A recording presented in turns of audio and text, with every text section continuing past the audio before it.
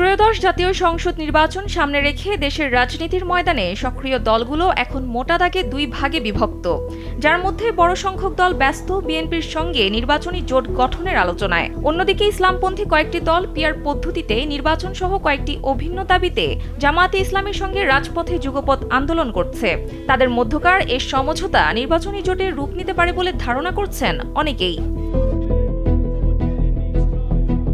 তবে বিএনপি ও জামায়াত বড় এই দুই দলের বলয়ের বাইরে গিয়ে তৃতীয় আরেকটি রাজনৈতিক শক্তি তৈরির প্রচেষ্টা চালাচ্ছে কয়েকটি দল ও সংগঠন। স্কিন শুষ্করুক্ষ হয়ে যাবে বলে কি বাইরে যাবে না? জাস্ট 1 2 3 4 করো, স্কিনটাকে রিভাইভ করো। যে উদ্যোগে রয়েছে দুটি দল, আমার বাংলাদেশ পার্টি ও রাষ্ট্র সংস্কার আন্দোলন এবং জুলাই গণঅভ্যুত্থানের পর গঠিত রাজনৈতিক প্ল্যাটফর্ম ইউনাইটেড পিপলস বাংলাদেশ। তৃতীয় এই বলয়ে থাকা দল ও সংগঠনগুলো জুলাই গণঅভ্যুত্থানের চেতনাকে ধারণ করে আগামী জাতীয় নির্বাচন এবং নির্বাচন পরবর্তী প্রেক্ষাপটে গুরুত্বপূর্ণ ভূমিকা রাখার প্রত্যয় ব্যক্ত করছে। এছাড়া নির্ভরযোগ্য একাধিক রাজনৈতিক সূত্র কালবেলাকে জানিয়েছে, এবি পার্টি, রাষ্ট্র সংস্কার আন্দোলন এবং আপ বাংলাদেশ এই ঐক্য প্রক্রিয়া নিয়ে এরই মধ্যে একাধিকবার বৈঠক করেছে। দীর্ঘ আলোচনার পর তারা এখন যৌথভাবে এ নিয়ে কাজ শুরু করেছে। জুলাই গণঅভ্যুত্থান ও সংস্কারের আদর্শকে প্রাধান্য দিয়ে জাতীয় নির্বাচন এবং নির্বাচন পরবর্তী সময়ে সহায়ক রাজনৈতিক শক্তি হিসেবে ভূমিকা রাখতে চাওয়া দলগুলোকে একটি প্ল্যাটফর্মে আনাই তাদের মূল লক্ষ্য।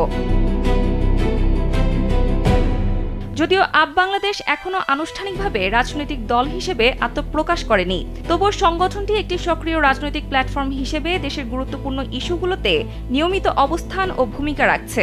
এই উদ্যোগের অংশ হিসেবে জুলাই গণঅভ্যুত্থানের চেতনা থেকে গড়ে ওঠা সংগঠন জাতীয় নাগরিক পার্টি এনসিপি এবং গণ অধিকার পরিষদ সহ নতুন ও বিকল্প রাজনৈতিক শক্তিগুলোকে ঐক্য প্রক্রিয়ায় যুক্তের চেষ্টা করা হচ্ছে। তৃতীয় বলয় তৈরির যে চেষ্টা, তার আভাস পাওয়া গেছে একটি রাজনৈতিক কর্মসূচিকে কেন্দ্র করে। নতুন এই উদ্যোগের সত্যতা নিশ্চিত করেছেন আপ বাংলাদেশের আহ্বায়ক আলী আহসান জুনায়েদ। কালবেলাকে তিনি জানান, বিএনপি এবং জামায়াতের বাইরে আমরা তৃতীয় একটি বলয় তৈরির চেষ্টা করছি। এবি পার্টি, রাষ্ট্র সংস্কার আন্দোলন এবং আমরা এই উদ্যোগের কাছাকাছি আসছি। বিএনপি, জামায়াত ছাড়া এনসিপি, গণ অধিকার সহ সকলকে এই প্রক্রিয়ায় যুক্ত করার জন্য আলাপ চলছে। রাজনৈতিক বিশ্লেষকরা বলছেন, এই উদ্যোগ সফল হলে আগামী নির্বাচনে তৃতীয় বলয় দেশের রাজনীতিতে নতুন ভারসাম্য তৈরি করতে পারে এবং তার নির্বাচন পরবর্তী সময়েও সহায়ক শক্তি হিসেবে ভূমিকা রাখবে। সানজিদা ইসলাম, কালবেলা।